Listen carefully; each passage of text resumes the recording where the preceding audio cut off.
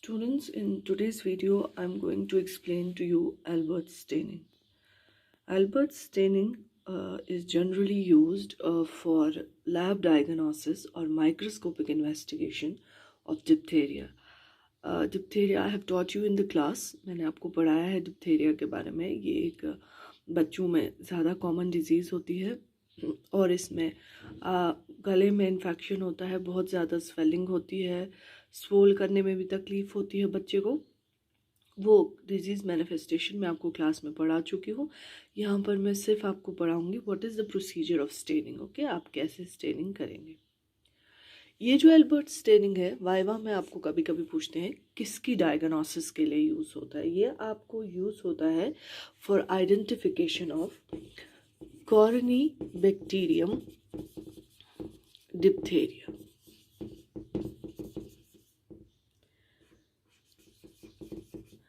For the microscopic investigation of Corynebacterium diphtheria, you generally use this staining procedure, which you called as Albert staining. Basically जो ये bacteria है diphtheria, ना ही ये gram staining से properly stand होता था ना बाकी किसी और से, क्योंकि इसकी एक स्पेशल स्ट्रक्चर होता है इसकी बॉडी में. ये बिल्कुल डम्बेल जैसा दिखाई देता है. इसके पास दो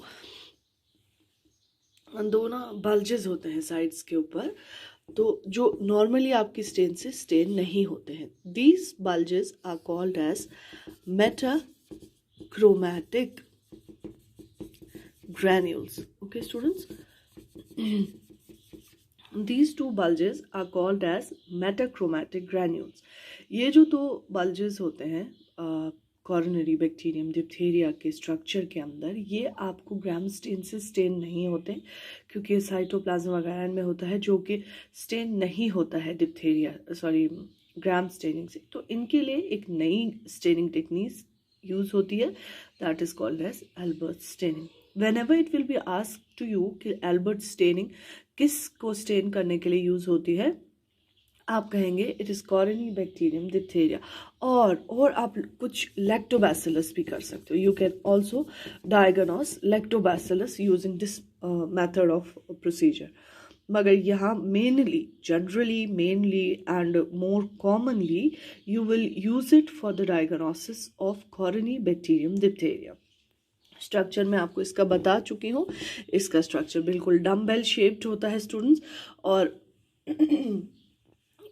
ये जो ये बल्जेस ऊपर नीचे आपको दिखाई देते हैं, they are called as metachromatic granules. Okay students, I hope now it's clear. The principle is clear. ये प्रिंसिपल होता है. प्रिंसिपल का मतलब होता है कि आप किस चीज़ के लिए ये स्टेनिंग प्रोसीजर इस्तेमाल करते हैं. आप एल्बर्ट स्टेनिंग यूज करते हैं for microscopic investigation of Corynebacterium diphtheria. इसमें भी सैंपल थ्रोट स्वैब ही होता है. ओके, अब हम प्रोसीजर को शुरू करेंगे. What do you have to do. Albert staining kit होता है. जैसे आपने ग्राम स्टेनिंग किट देखा, ज़डन स्टेनिंग किट देखा, वैसे ही एल्बर्ट स्टेनिंग किट भी होता है. पहले मैं आपको थोड़ा बहुत किट के बारे में बताऊंगी. Students, it contains 2 bottles. Kit के अंदर आपके पास 2 बॉटल्स होती हैं. एक बॉटल पे लिखा होता है सोल्यूशन ए और दूसरी बॉटल पे लिखा होता है सोल्यूशन बी. जैसे आप बाकी स्टेनिंग प्रोसीजर्स में देख रहे थे, आप देख रहे थे कि जैसे ग्राम्स आयोडीन था, क्रिस्टल वायलेट था, so many stains were there. इसमें भी स्टेन्स होते हैं. एक स्टेन होता है सोल्यूशन ए और दूसरा होता है सोल्यूशन बी.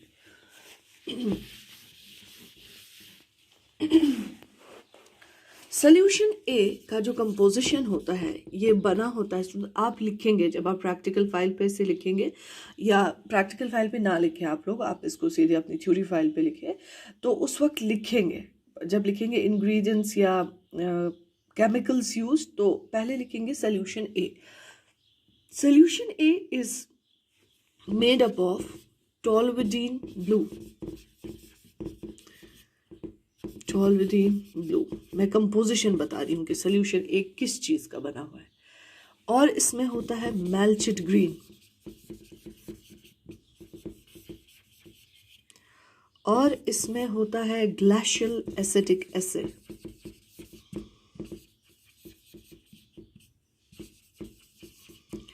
और इसमें होता है स्टूडेंट्स इथाइल अल्कोहल।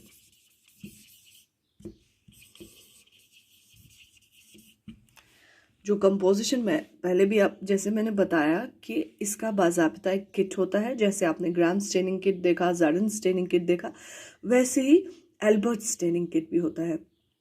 किट के अंदर 2 बॉटल्स होती है, एक पे लिखा होता है एल्बर्ट स्टेनिंग सोल्यूशन ए, दूसरे पे लिखा होता है एल्बर्ट स्टेनिंग सोल्यूशन बी। जो सोल्यूशन ए है students, it's a combination of many of the chemicals. और कौन कौन वो केमिकल्स है, वो है toluidine blue, malachite green, glacial acetic acid and ethyl alcohol. इन चारों को कंबाइन करके आपकी सोल्यूशन ए बनती है। This is the composition of solution A. कभी कभी आपसे पूछा जाता है सोल्यूशन ए तुम बोल रहे हो, वो है क्या सोल्यूशन ए, उसमें क्या क्या चीजें पड़ती हैं? These are the things that are present in solution A. What are these students? Toluidine blue, malchite green, glacial acetic acid and ethyl alcohol. Okay. Now it comes to solution B. अब हम बात करेंगे solution B में क्या है। Solution B के अंदर होता है स्टूडेंट आयोडीन। आपको पता ही है आयोडीन की इंपॉर्टेंस क्या है, ये कलर को एनहांस करता है। और सेकंड इंपॉर्टेंट होता है पोटेशियम आयोडाइड। जिस हिसाब से मैं आपको दिखा रही हूँ बिल्कुल वैसे ही स्टूडेंट्स आप अपनी कॉपी में नोट करेंगे। Okay student, solution B comprises of iodine and potassium iodide. तो अब आपके पास 2 सोल्यूशन है, solution A and solution B.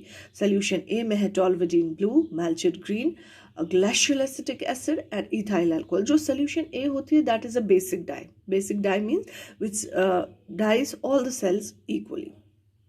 And solution B, it's a moderate, it intensifies the color. It contains iodine and potassium iodide. I hope it's clear. You understood the composition. Now I want to tell you students how to do the practical. अब आपको procedure कैसे करना है, क्या है तरीका procedure का, what is the way of doing the practical. You need a glass slide. ठीक है जी, वो आप लिखेंगे पॉइंट वाइज, मैं बता रही हूँ, आप लिखेंगे कॉपी के ऊपर। Take a clean glass slide, ठीक है, एंड स्क्रब इट वेल। आप उसको अल्कोहल डिप्ड कॉटन से स्क्रब करेंगे। आप लिखेंगे अपनी कॉपी पे take a clean glass slide, okay, and clean it with alcohol dipped cotton.